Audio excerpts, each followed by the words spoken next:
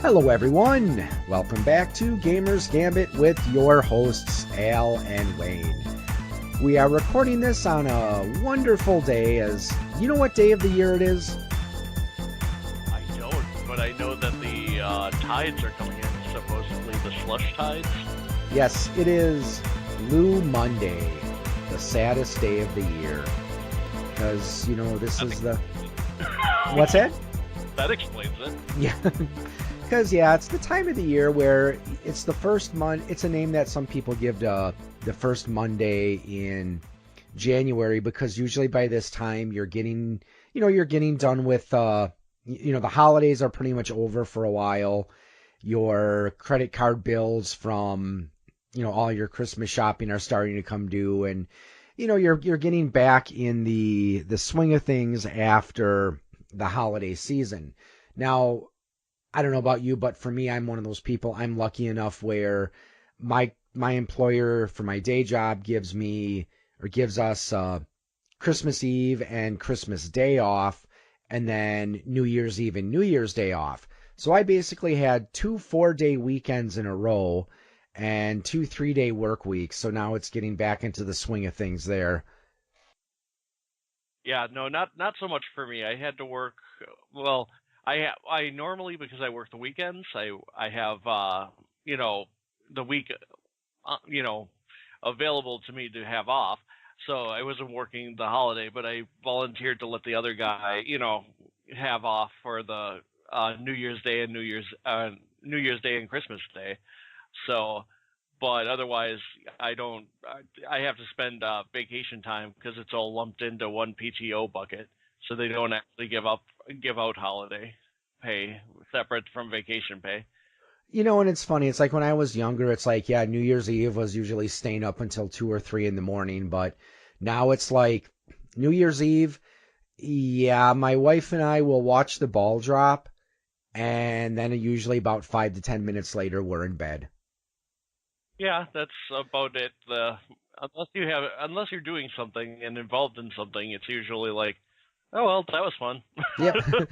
And actually New Year's Eve for 2018, it's going to always forever cemented, in my mind, it's forever going to be cemented to Watership Down. Because did you see that there was I'm not sure how long it's been out, but they released a computer animated version of Watership Down, like a mini series. Oh, the blasphemy. Yes, I have heard. It's like they wanted to make it less cruel for children. I'm like, that's not the point of Watership Down, to make it less cruel. I'm like, whoa. So yeah, no, I've been looking forward to watching it. I haven't gotten it. I went on Amazon to pick up the original Blu-ray for Watership Down, because now that the other one is out, I kind of wanted to do a comparison of the two, because I remember the traumatic experience of watching Watership Down as a kid. So I'm like, let's see what the new one is like. Maybe we could do that as a Geekery in General episode sometime, because I have seen both the original version, which was hand animated, and then, they had the new one. And I think there was like another cartoon series somewhere in between the two. But what's funny is this was a couple years ago, that there was I think it was a British TV station. Or maybe it wasn't British, but there was a TV station that they were looking for something to run on Easter, and they figured, Watership Down. It's got rabbits. It's appropriate for Easter. It's appropriate for children, right? Exactly. Just teaches those valuable life lessons that you just didn't get from Lion King. Yeah. And honestly, I've read Watership Down. I like it. I thought it was a good book, and I did like the mini series. So I thought if you were a fan of the original book, definitely recommend going out and taking a look at it. But we are not here to talk about movies. But, Nope. Maybe one of these days someone will make a video game based on Watership Down. Oh, that might be interesting. I love the bird, so any cutscenes with the bird I would love. And there was actually a role-playing game that was inspired by it called Bunnies and Burrows. Okay. which was interesting because that was probably the first, if not one of the first, role-playing games that let you play non-humanoid characters. And not only that, from what I was reading a little bit about it, it actually had a very detailed martial arts system, which you wouldn't expect in a game about rabbits. But anyways, so well, like I said, maybe we'll talk about Watership Down on a future episode of something. But for now, let's talk video games. So the first topic for today, Persona 5R. Now, the Persona series has been going on since the days of the PS1, and which, by the way, for Christmas gift, we did get a PS Classic, which we'll be talking about in the next story. And sounds now you've actually played one of the Persona games, correct? I actually have played two, Persona 5 and I played Persona 4. I just haven't done anything with it except going through the opening hours of Persona 5, but Yeah, because I don't know too much about the series. I do remember there was a series on YouTube I used to watch called Pop Fiction. It was like it basically for debunking video game urban legends. And they had one where they were talking about, I think it was Persona 4.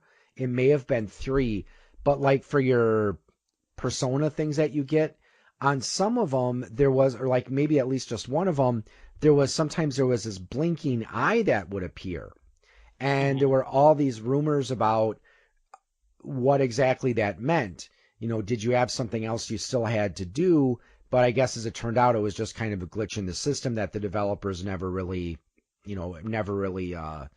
got around to removing. So other than that, my main extent is when I did get the PS Classic, a couple days ago, I did actually try playing Persona Revelations. Okay, what do you think about that? I didn't really get too far into it. I mean, it seems okay.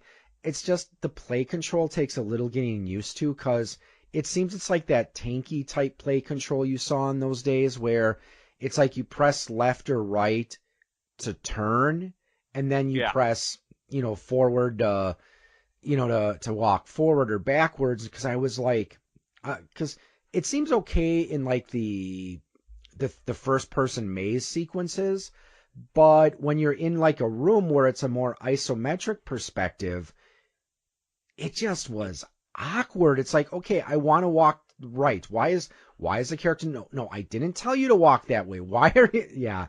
So it took some getting used to. I don't know. I might the maybe I'll get it. entire reason I could not, it's the entire reason I could never play Resident Evil. Love Resident Evil, love watching someone play it, but trying to play the original Resident Evil 1 and 2 with the tank controls, yeah, no, you just can't do it. Yeah, and I've heard a lot of people have that opinion about the first one, and I guess they did manage to eventually fix it up where it's not as bad in the later games.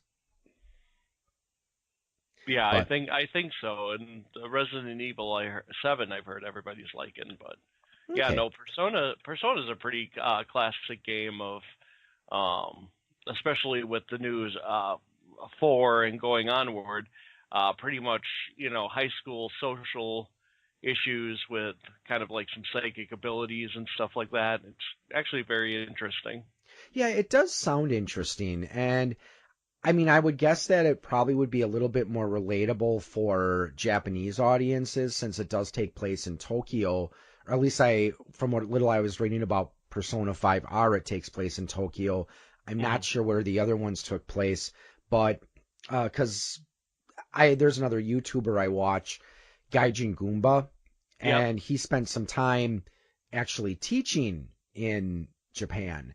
So occasionally he'll talk about some of the differences between American and Japanese culture. And, it's like high school has a whole different meaning over there than it does for us over here.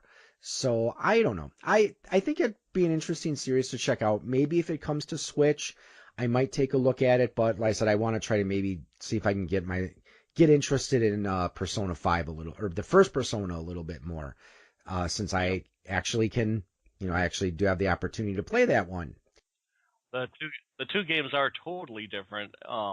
But yeah, if it comes to Switch, because remember, we don't know why, but Joker is going to be in Super Smash Brothers eventually. So So yeah, in that regards, it wouldn't surprise me if they did bring it to Switch because, well, they put Cloud in the, they did put Cloud in Super Smash Brothers, and pretty soon Final Fantasy VII is going to be on that system, and of course they put Ryu on it, and they released some Super Ultra Deluxe, yet another version of Super Street, or just they released yet another version of Street Fighter 2.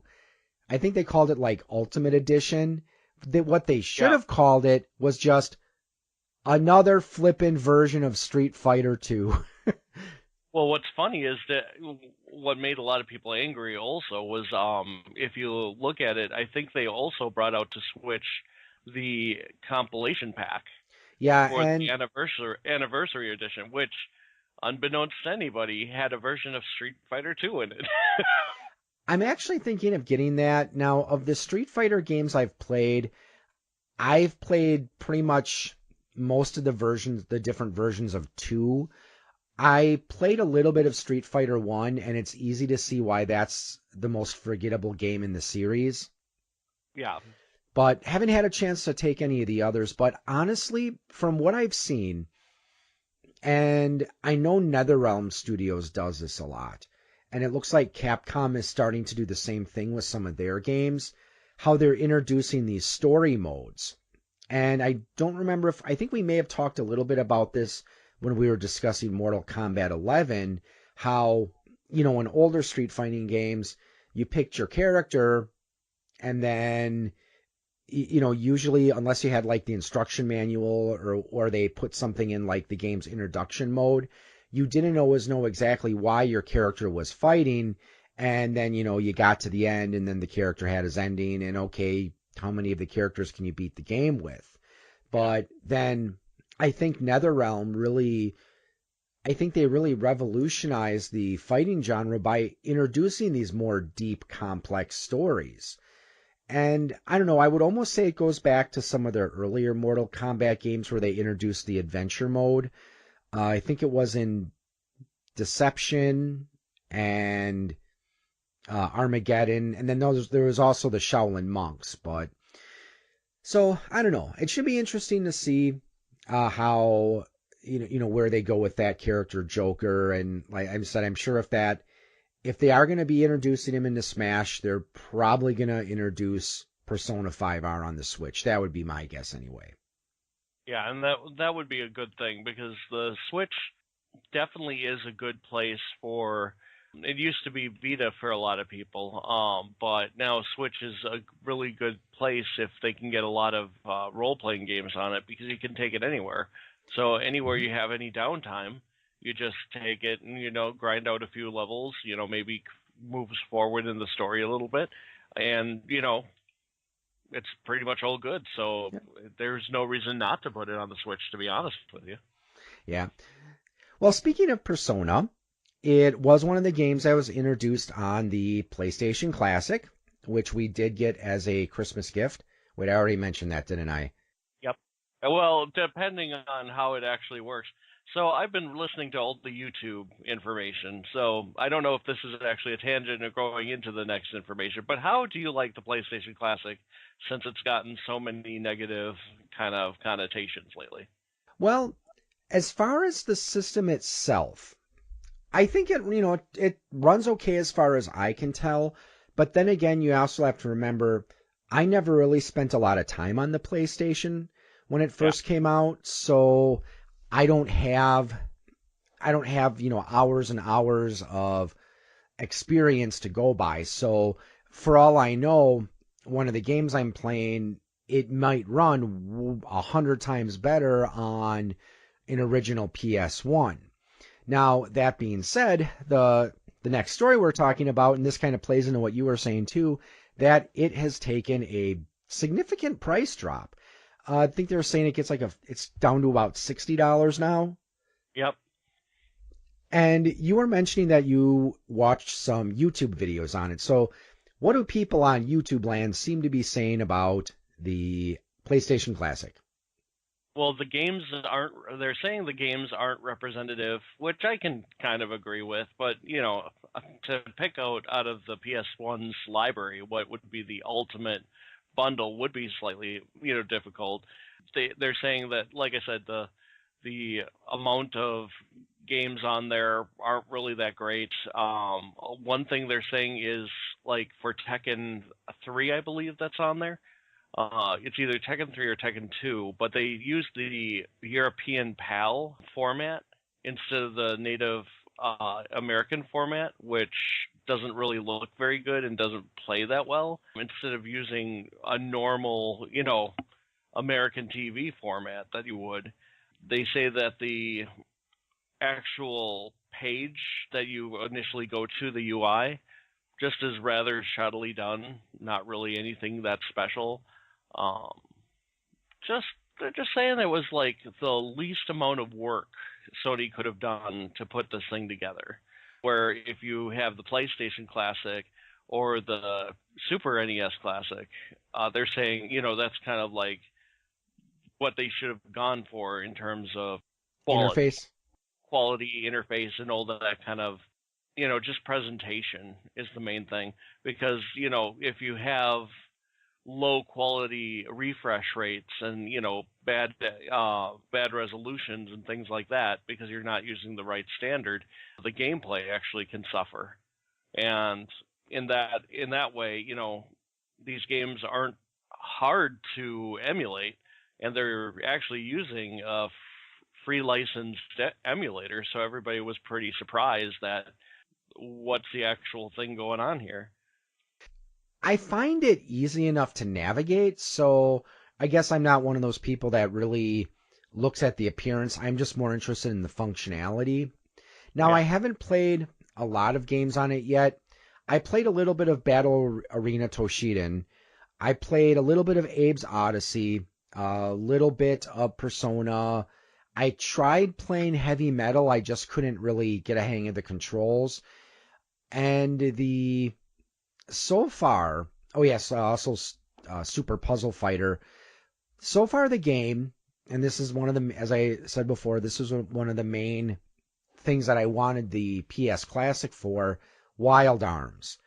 I've Yeah. actually gotten into that game, so I've been having a lot of fun with that.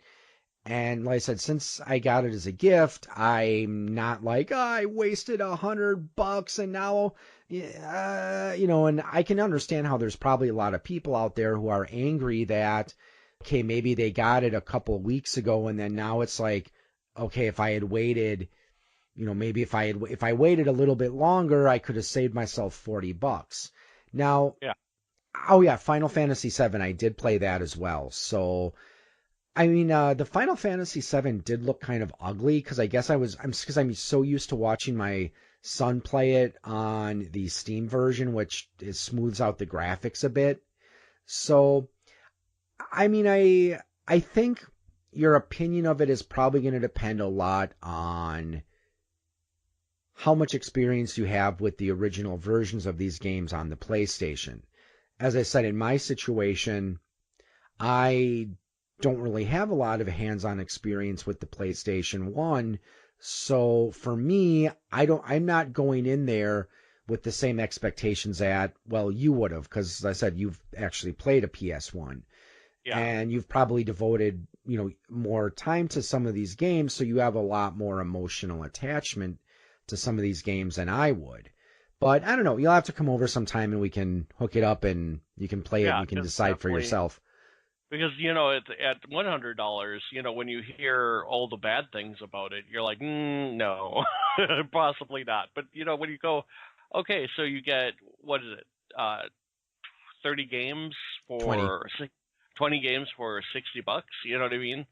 Even if they're bad, sometimes it's like, is it still not worth it? Or maybe, yeah, it's one of Yeah, and those things that you're like, it's a little bit more attainable now than when you go, I'm not spending, $100 on this thing.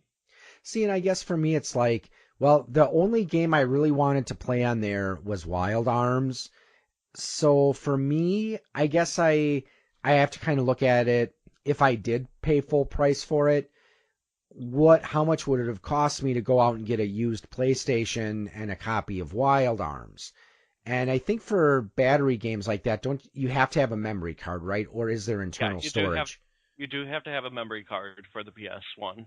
That was the thing with the PS2 also. You could play old PS1 games, but you had to have PS1 memory card. You couldn't have a actual PS2 memory card and just expect it to save, which Sony's gotten in trouble a little bit, especially with the Vita. One of the reasons why the Vita failed so hard, at least in my opinion, was when all your, USB or your micro SD cards are, 30% to 50% above the price of a normal SD card. It's like, kind of like that. You expect to be able to play PS1 games and save them on a PS2, and nope, you have to save your old cards or find a place that's going to sell old cards in the future. So it's like, yeah, but yeah, Wild Arms is definitely a classic. I always it didn't get a lot of love at the time, I don't think, but I always did very well enjoy that. Yeah, so I guess let's do a quick internet search here, see how much copy of Wild Arms goes for on eBay. And also another quick story while I'm looking that up. I just this morning I got a Google alert. Niantic is going to be, I guess they're going to be releasing some new content for Pokemon Go soon. They just Yay! haven't, yeah, they just haven't, the brief article I read didn't really say anything specific. So, like I said, it seems that they are doing a better job now of, updating the content at a much more recent, much faster rate, which again, you pretty much need in the portable game market because there's so many games out there that are free to play. You have to really find a way to really suck your gamers in and get them Yeah. invested so that they don't go off and move to the next shiny thing. Well, and that was my question in some ways when I don't remember when did it first start getting stale? And I was like, you have this thing that you're making. I don't know if it ever reached billions of dollars on, but you're making millions, if not billions of dollars on this game. Why wouldn't you keep it up to date? Why wouldn't you milk that sucker for all it's worth? I mean, it's not really costing you anything in development. It just surprised me when they didn't really release any new content and anything, viable, because it's like this is just like you're just I you minting money. You know what I mean? It's Yeah, like people are spending money and playing this, and why would you ever just go, okay, that's enough? yeah. So, okay, just looking on eBay, the looks like a secondhand copy of Wild Arms goes anywhere from usually about $15 to $40, and I'm not sure about how much a secondhand PlayStation 1 would go for, but so I don't know. I guess, like I said, I got it for free, so I can't really complain, at least not about price. But on the other hand, you do get this nice compact unit, so you don't have to, there's no discs to scratch up. And that is one of the reasons why these things are so great, because if I want to play Nintendo, play Nintendo. If I want to play, yeah, it's not all the games, but from the amounts that they have, just that many, if you want to play Sony PlayStation, just hook up the PlayStation. It's just pretty easy just to swap them back and forth because they're so small. They don't take up much real estate, and technically you can have the same HDMI cable, just sharing, all three micro consoles Yeah. now. Yep. So we also have an update for an earlier story. I think it was the second episode. We talked a little bit about Alien Blackout. And there's a little bit more information out about it now. Just to give the source where I found this information, there's a YouTuber I watch called Mr. H, and he does this show, Mr. H Reviews, where he usually talks about different horror and science fiction movies.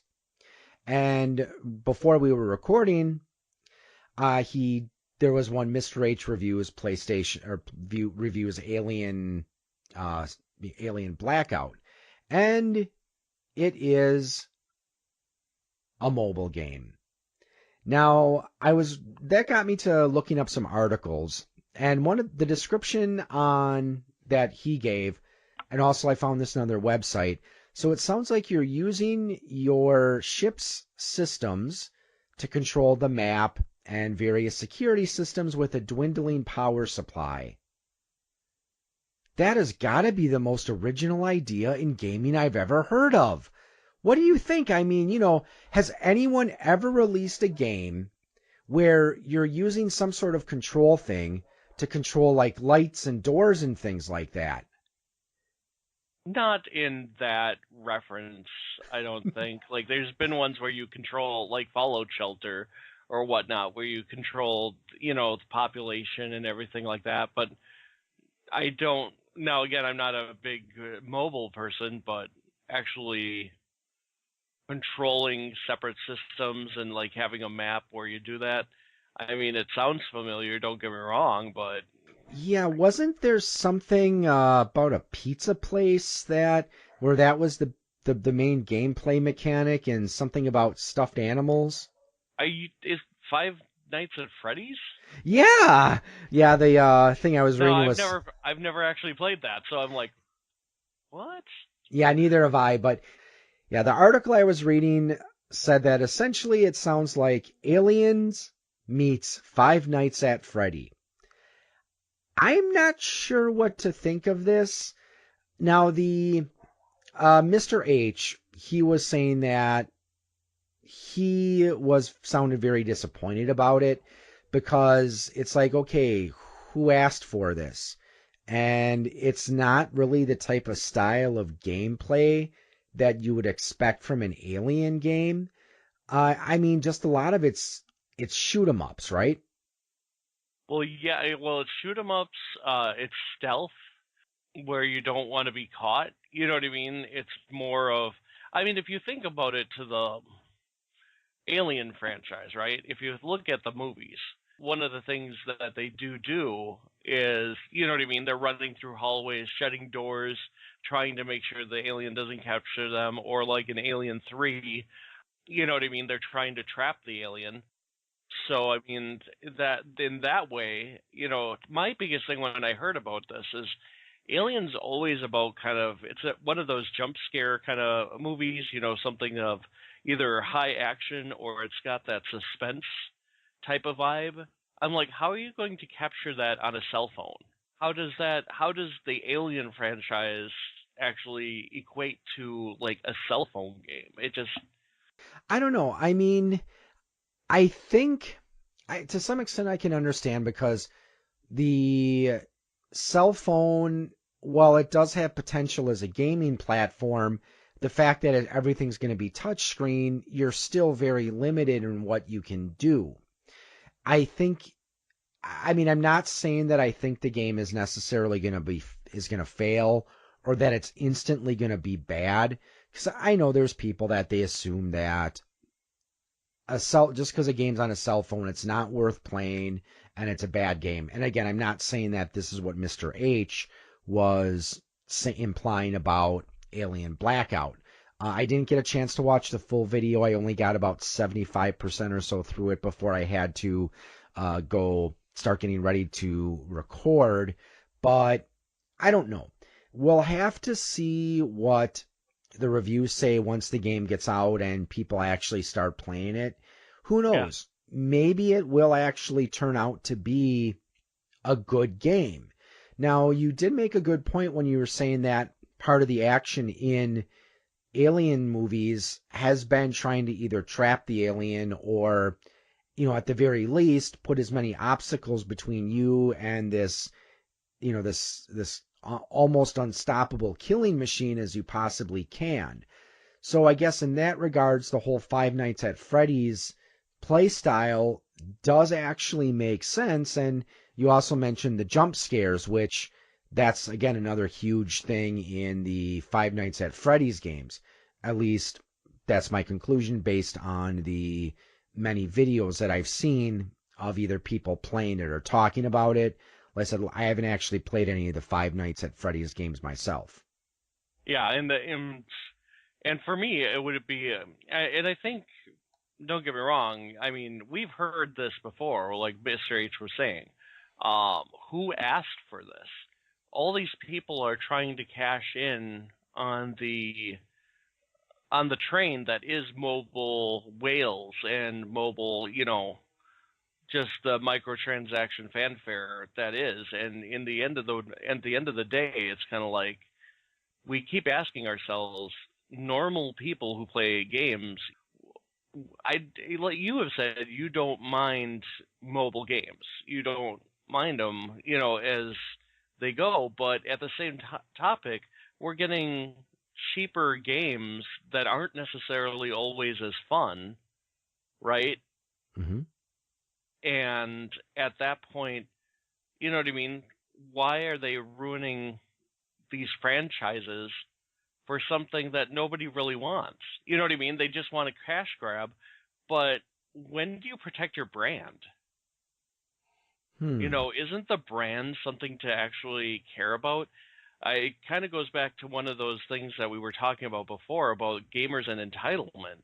But one of Yep. the things all these people who are talking about that also don't understand is, isn't there something to say if you dilute your brand, if you don't take care of it, it won't be worth anything anymore? And that's one of the things where Alien has gone down such a weird path anyway, if that makes sense, that I don't think the brand can be hurt too much more than it already is right now. I mean, people are confused from Covenant and Prometheus. You know what I mean? And people are like, we have no idea where this is going anymore. But at the same thing, again, a mobile game, like you said, just doesn't make sense for it. Yeah, and as I said, time will tell.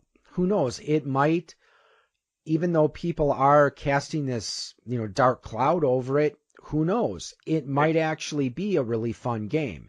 But again, you did make the point that, and again, Mr. H brought this up too, is, it seemed like he was concerned that they're just going to try to cash in on microtransactions. And as we've discussed before, they're trying to shoot for the whales, the people who are willingly going to spend hundreds of dollars a month on this game. And again, to repeat what I said last time, if any of our listeners out there, if you are one of these kind of people who can afford to spend hundreds of dollars a month on a cell phone game, more power to you. I'm not going to judge you for that, but I would like to know where you work and are they hiring that they pay that much that you can afford to do that. I'd almost actually like to get one for an interview, just to be honest with you. Just Oh, a somebody who whale? can, yeah, an actual whale, and just go, so what keeps you have honestly have the too much income Yeah. to not do anything with? What grabs your attention with cell phone games that you just can spend that much money without, you know what I mean, without any hesitation? you That know, I should post that on the Final Fantasy Record Keeper forum because I know that game has a fair amount of whales. Just say, hey, if you consider yourself a whale, do what makes you do this? What makes you spend hundreds of dollars a month on a cell phone game? And again, where do you work and are they hiring? So maybe I can get a job there and I can be a whale too. exact. But moving on. So back to the subject of emulators. And this I was actually surprised to hear about. The RetroArch emulator is going to be coming to Xbox One, which I was surprised to hear about this. Now, from what I've read, you have to be in developer mode in order to be able to play it. So I was before you called, I was trying to look up a little bit about what developer mode is and how that develops from, how that's different from the normal mode. And I guess it's like when you're in developer mode, you can't play any commercial games. So, and I'm not sure, I didn't really get that far to, look into how do you switch between like developer mode and retail mode, and is it a permanent change or what? So, are you familiar with developer mode on Xbox One or no? I I forget what the project we were going to do. I believe it started with Xbox 360. Me and a friend were going to try to make a virtual tabletop for the Xbox environment to be able to be used on Xbox Live. Mind you, now those are almost a dime a dozen, I think. Not Yeah. on the Xbox, of course, but on other solutions. And we would have had to put an Xbox in developer mode for that. Okay. So I'm not sure how I feel about that because if you really wanted to emulate an old like NES or Super Nintendo game, you'd think most people would go and download an emulator for their computer as opposed to their Xbox. It just seems Yeah. to me like it would be a lot easier and more practical solution. But I don't know. I mean, I guess that maybe I just don't. The way I see it, if I want to play a Super Mario Brothers game, I have no problems doing it on my Wii or my Switch. Yeah, definitely. And more to the point, I know you have an Xbox and you've done Xbox so long. Me, the controller's always been a little bit less comfortable than a PlayStation controller. So I don't know why, do you mean you'd want to use a Xbox controller to play like an NES game Yeah, myself? and Uh, and I have played. I mean, I have played emulated games because technically, if you get something for like the Wii Virtual Console, you're playing on an emulator. But yeah, I mean, I've also gotten like the for the Xbox games and from like Xbox systems and for my GameCube, I have gotten compilation discs where usually it's like arcade games. Like I have a couple of the Midway Classics ones where you can play Midway games on the arcade games on your GameCube or Xbox. And I used to have the Mega Man and Mega Man X collections on the for Xbox. And honestly, they didn't play too badly if you were using the D-pad, but I don't know. For that style of play, I'm not really as comfortable with the thumbsticks. yeah, and I'll agree with that. Um, I do know that if they ever brought out another good version of it, which I kind of wish they would, I still want to see a true port of Gauntlet Dark Legacy. Yep. Uh, the one for the PS4 I think was good, but it was still not a true. And we talked about this before. I think is when they do arcade games and then they don't do actual ports, they just decide to make them a type of it. You know what I mean? And it's like, oh god, it's not what I really wanted. Well, speaking of emulation, this brings us to our last story, and that is the rapper Soulja Boy decided he was going to try to venture into the video game industry. And that's fine. It's not unusual for rap musicians to venture off into other industries. Some of them have their own, clothing lines, and Dr. Dre had his Beats headphones and stuff. Okay, no problem. Oh yes, and also he definitely is not the first, rapper who's shown a lot of interest in video games. I know there was one game, and I think there were some other ones, Def Jam Battle for New York, and I think there were some other ones too where it was basically a fighting game, but you were using various rap stars as the fighters. And there was also, I think, a basketball one that did the same thing. And also there was one that was unreleased. Did you ever remember hearing about the video game that Snoop Dogg was getting involved in and was trying to get created? I remember something about it, but I don't remember a name or anything like that. I never I never heard anything after that though. That was the biggest thing. It was like a news article. I think we got two or three of them, and then it just kind of disappeared off the map. Yeah, because I remember in an old issue, I think it was Game Informer, Snoop Dogg was working on a game called Fear and Respect.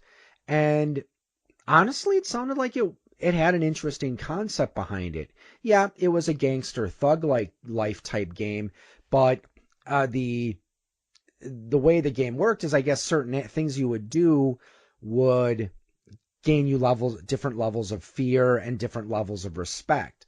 And that would have different effects on the game. So if an NPC you were dealing with was afraid of you, that might open up different options than if they respected you.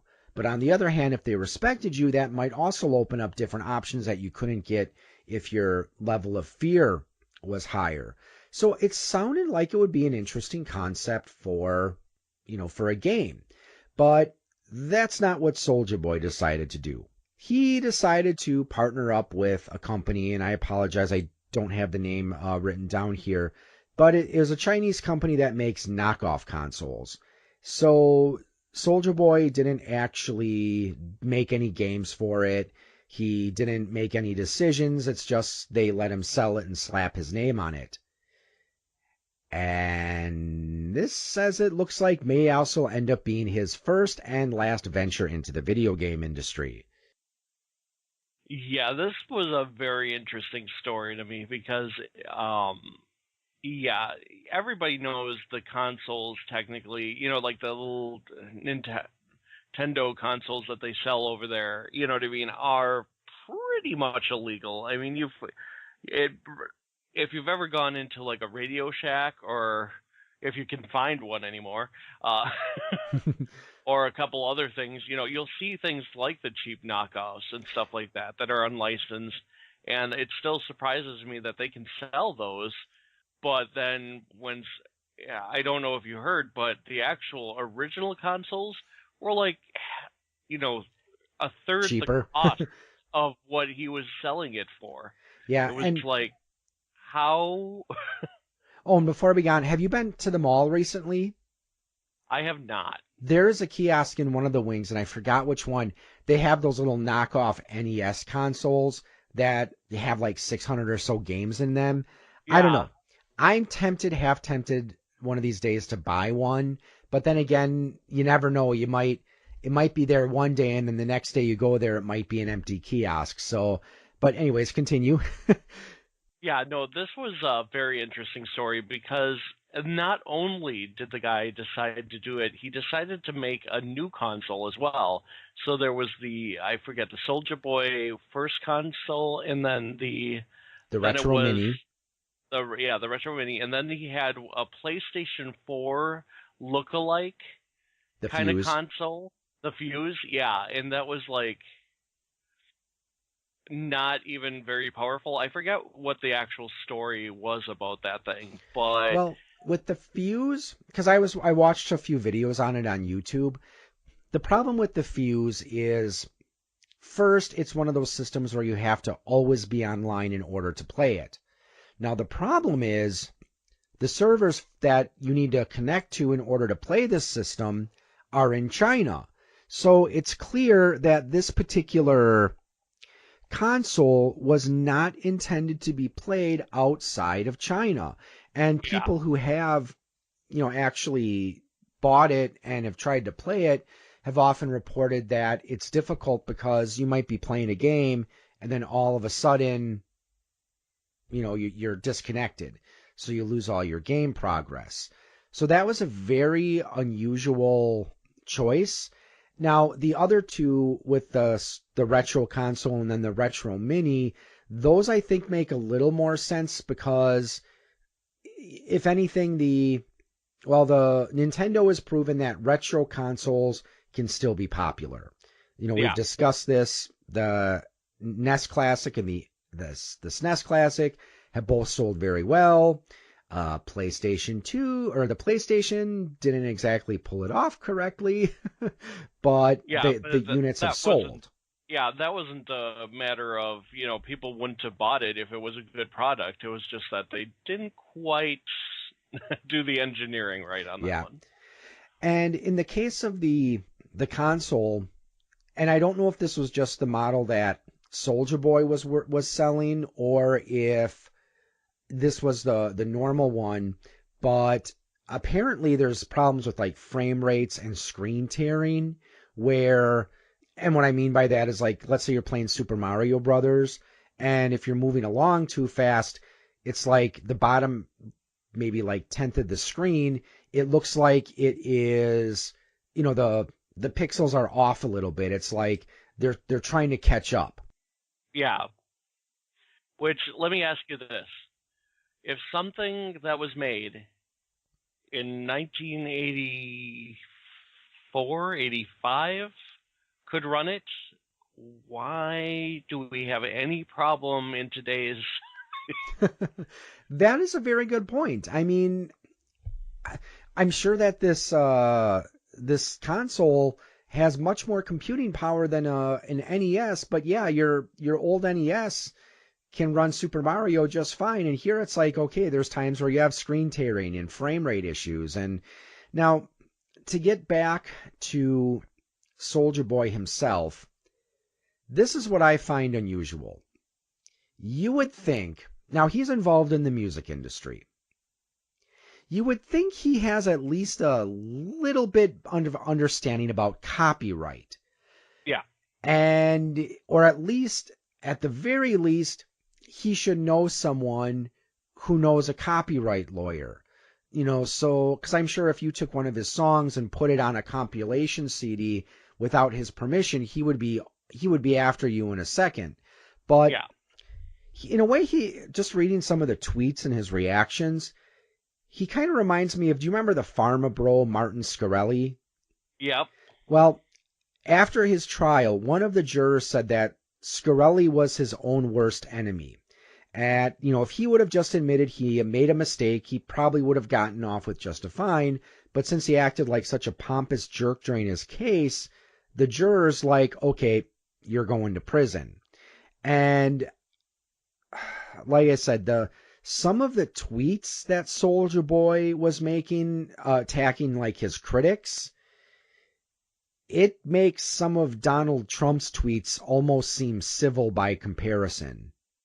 Let's just say the dude just when you're admittedly doing something that you know is wrong, like you said, this guy's not like some dumb person who's never, understood what copyright or, trademarks are.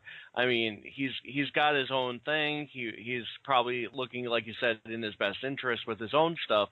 How somebody like that can just go, okay, this is going to be cool. Nobody's going to care about this. And then when people start going, this is going to happen, and we all know from YouTube, Nintendo does not mess around with stuff like that, with monetization of their own videos and stuff like that. What do you think? They're not going to take care of their own IP? You know what Exactly. I mean? I He mean, was like, he's going to fight it, you know what I mean? Or they don't have anything. I forgot what his actual words were, but he's like, it was yeah, Nintendo ain't gonna do shit. And of it, course, ain't and then gone.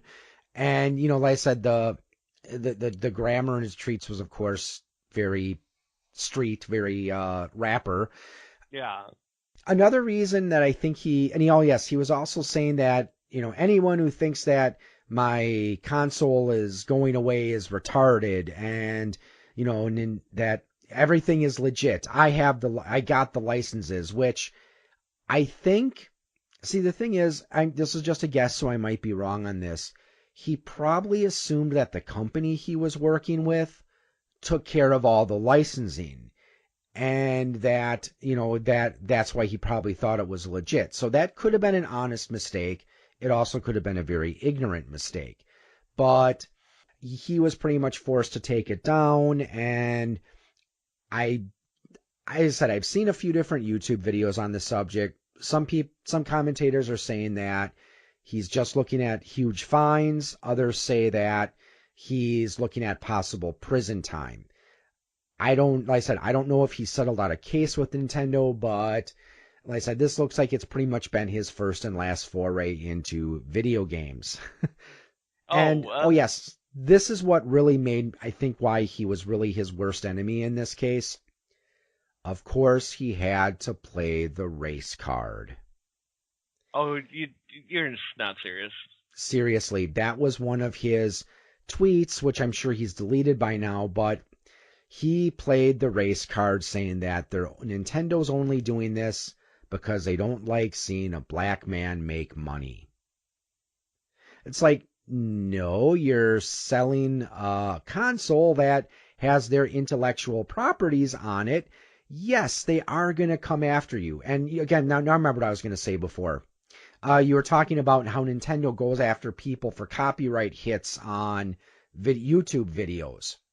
Yeah.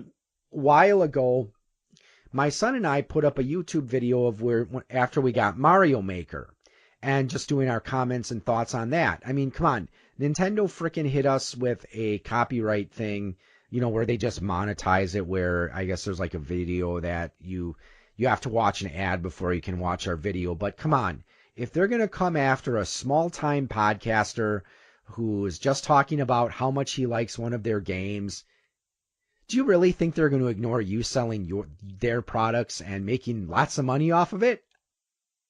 What's funny is, if I'm not mistaken, and this is going to make me sound really ignorant, and I apologize, but Reggie Fils-Aimé, just saying, Who's that?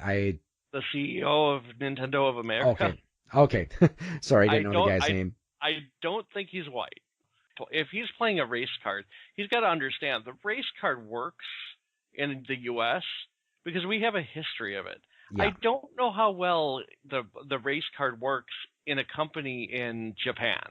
You know what I mean? How much they're concerned of any of that, because they don't care. They only look at dollars and cents. They don't care what race you are. If they see you trying to, imply, and any big company really, if they see you trying to mess with their IP on their copyrights, they're going to defend it because that's what they have to do. Yeah. Doesn't it, you know what I mean? Half the YouTubers out there are white, and they're the ones who are getting hit with the copyright thing. So it's not, you know what I mean? I don't get me wrong. I can't see the numbers of people who got copyright strike, but with that, I would say, you know what I mean? I guess as far as I know, right now it remains to be seen whether he's actually going to go to prison or whether he's just going to have to pay a lot of fines. But, and I mean, how do you feel about emulators in general? Because a lot of gamers I know, they see it as kind of a moral gray area. And I mean, I know Nintendo has gone after emulation sites, and there was one that they actually hit with I think it was like a $12 million fine or something like that. Yeah. So It was a couple or something that was running an emulation site. So here's the thing, is for a long time before the Wii came out, right? Emulation was your only really place to play any of these old games. I mean, really, there was no other option. Unless you actually had the console still and had the game, your only choice was emulation. And a lot of people, I remember at that time, I would talk to them and they said, yeah, I would pay for this again if, you know what I mean? if it was available. If it was available. But because I can't get it anymore, this is my only way to play this. And emulation, as far as I know, is okay as long as you own the original game. Now, I don't know about you, but I owned a lot of games in the past. They've either been sold, given away, or, you know what I mean, whatchamacallit. But sold at a rummage sale for $1. Exactly. So it's kind of like, on that point, you know what I mean, I can't prove that I owned it, but I know I owned it in the past. So my thing on the emulation is, especially now with the Nintendo Switch, because they want to give you a set amount of NES games, right, that you can play, not the entire library. But it's still but I want to be able to play the games. Like, I believe with the Wii U or the 3DS, one of the two, they were like, well, we don't know why we would want to release Super Nintendo games. Yeah. And that's true. It's like one of the justifications I hear for, emulation or emulators, and you mentioned one of it is that there's gamers that think that, well, if you still have a physical copy of that game, then there's absolutely no, there's no guilt or moral qualms about getting an emulator and installing that particular game. But what about some games that maybe Nintendo has no plans on bringing to the virtual console, or the company that made it, maybe they've gone out of business, or maybe they're not, as I said, maybe it's another company like Capcom or Konami where there was this game they released a while ago, and let me just use Konami as an example. Probably one of their more obscure games is Monster in My Pocket. Hmm. And I don't know if you remember those toys or not, but they had a video game based on it. And I don't know if there's a huge demand for it, but I don't foresee Konami as having any plans to, to re-release that. And I'm sure in that maybe that's a bad example because there would be licensing rights since it is based off of a licensed product. But what Yeah. if you've got someone who wants to check that game out and they can't find it at their local secondhand store? So, but yeah, the main reason I think a lot of people justify emulators is for preservation purposes. Because yeah, there's a lot of great old games out there that the younger generations may otherwise never have a chance to play. Yep, and I think that's why if I'm right, the government has said, you know what I mean, for preservation purposes, it's fine to have emulation and stuff like that. Mind you, you just can't. And here in the Soldier Boy situation, the main thing is you can't profit from it.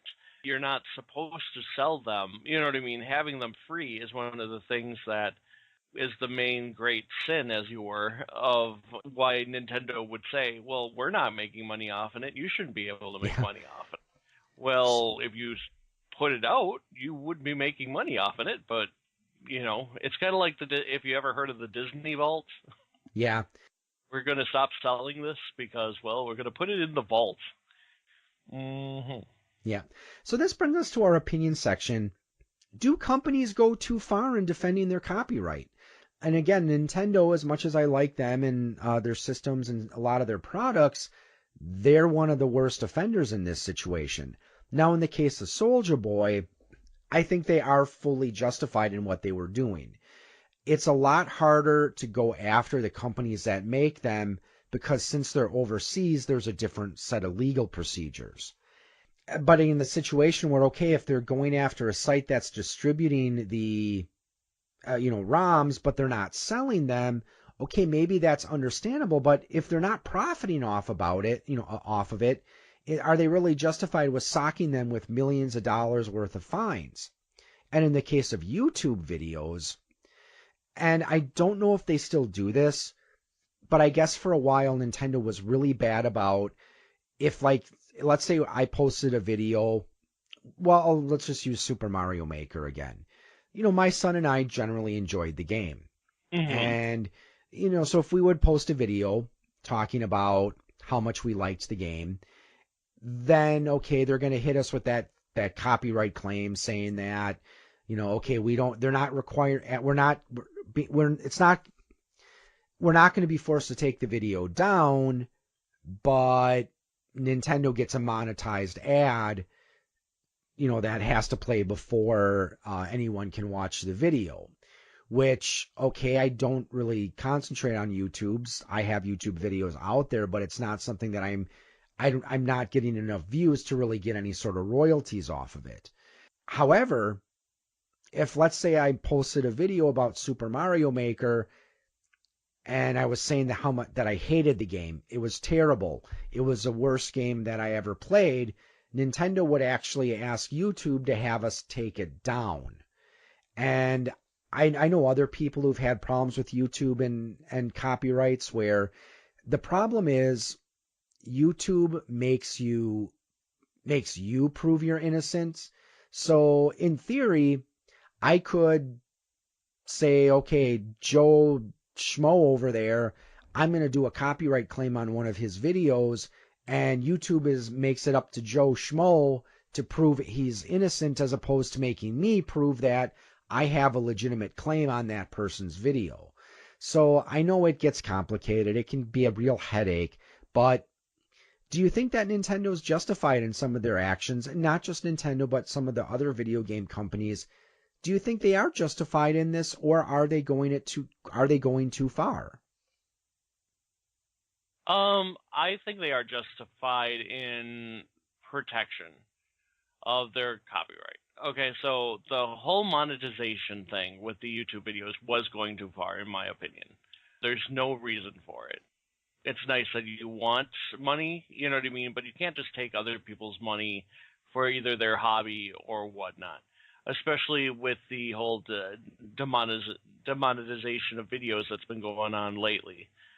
The YouTube war for ads and stuff like that. I don't know if you've heard about that or whatnot, but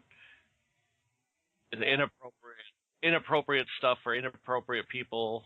That's not YouTube YouTube's thing apparently.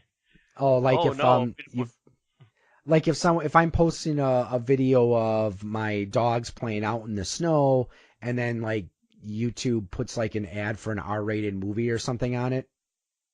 either that or the content, like say Tide doesn't want to be associated with what you're posting because you're posting something ultra violent or something, or something else. You know what I mean? It's just I forget what it really is about, but it was all about that there were some people who felt that, especially for advertisers, like the content of YouTube wasn't appropriate to be seen with their product. And then all of a sudden they built an algorithm that doesn't necessarily address the actual problems, if that makes sense. It just demonetized everybody. Okay, yeah, and I can understand that because I mean, yeah, if you're selling if you're selling a product aimed at young children, you probably don't want that ad to run before someone playing, doing a video showing all the fatalities in the latest Mortal Kombat game. Yeah, I can totally understand that. Yeah, I think they're justified in some cases. Again, if there's situations where they're not making money off of it, I would see that as a gray area. Yeah, it's weird. I know it's one of those situations where there's a lot of shades of gray. I did learn, by the way, just in case you're interested, there was a current court case that I've been watching for the Star Control case of why it's on the YouTube person to say why their stuff is appropriate or why they shouldn't have a DMCA takedown. Because if YouTube doesn't actually take down the video or whatnot that has a copyright infringed material on it, they actually can be also considered liable Mm. for the copyright infringement because they did not act according when somebody had a DMAC strike against them. Yeah, and still, I mean, it's still one of those things where I think sometimes companies are. I think they don't really understand how much content is uploaded to YouTube every day. Yeah, I think I heard something like, because this was back when the whole net neutrality cases were going all over the place, and I think someone said that it was like every minute about 24 hours worth of material is uploaded to YouTube. I might be wrong on that, but like I said, basically every minute, several hours worth of video is uploaded.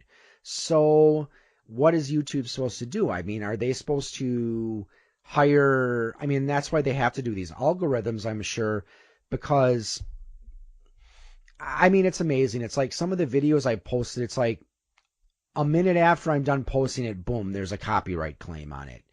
yeah. And, where, again, it's not taken down. It's just that, again, they're doing the ad for it. But there's someone else gets a monetized ad that gets to play before it. But still, it's like I said, it's frustrating because, okay, these people don't seem to understand how much material is out there on YouTube. They would have to probably have a staff of millions of people constantly monitoring content being uploaded to make sure there's nothing violating copyright in it. That's one of the reasons why people wonder the Steam store why that's such a mess. Same issue. How many games do they have going up there? They want everybody to be able to put their game on Steam, but there's no quality control because they just don't have the. Yeah, it's like what are they supposed to do? Play through every single game that gets uploaded there and just to make sure it's good? Because I know I have heard of a few cases where there have been some games that were made for sale on Steam that were just hideously bad. But Well, I know it's a question that we're certainly not going to be able to answer because neither one of us are copyright experts, but I mean, I think we can both certainly understand companies trying to defend their copyright. It's They still can take it too far, and sometimes it's just a case of the punishment not fitting the crime. Like in that Yeah. case of that couple where they were distributing the Nintendo ROMs, okay, I can see them taking down the site, but hitting them with millions of dollars worth of lawsuits, Yeah, and that's a little unreasonable in my opinion, but well, and again, yeah, I think we talked about this one. It's just like you said, it's like, well, how are they supposed to pay for a fine when even reasonably have they made that much money off of this? Well, if they're not actually selling the games or selling access to the site, well, they're making no money. Therefore, where are you getting this, like you were saying, the punishment fitting the crime? Where are you getting this judgment being okay at at the end of the day, because they haven't even made that much money from this? So I don't know.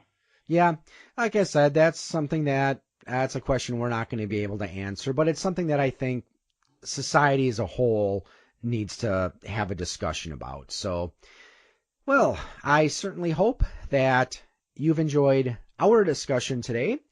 And any closing thoughts today, Wayne?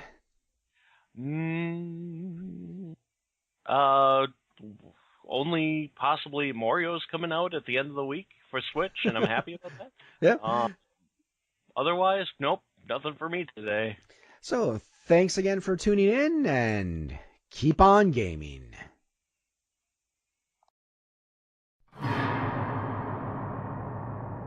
It was a dark and stormy night, and the hosts of the Queens of the Damned podcast had just gathered around the fire with their tomes of forgotten lore. Don't forget the wine.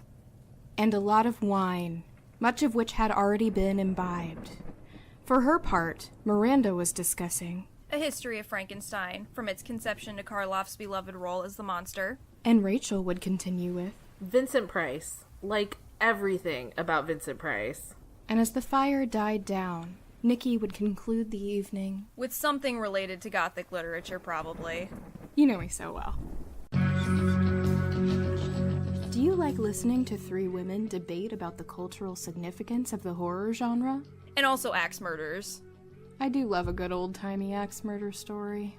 Then Queens of the Damned, a horror podcast, is the show for you. Find us on Apple Podcast, Podbean, Spotify, Stitcher, and pretty much anywhere you can download a podcast. Visit us at queensofthedamnedpodcast.wordpress.com, qotdpodcast.podbean.com, or email us at qotdpodcast@gmail.com for more details about our monthly horror giveaways.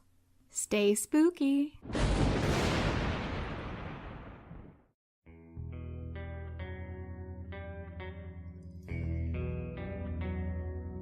You have been listening to a program from the Point of Insanity Network.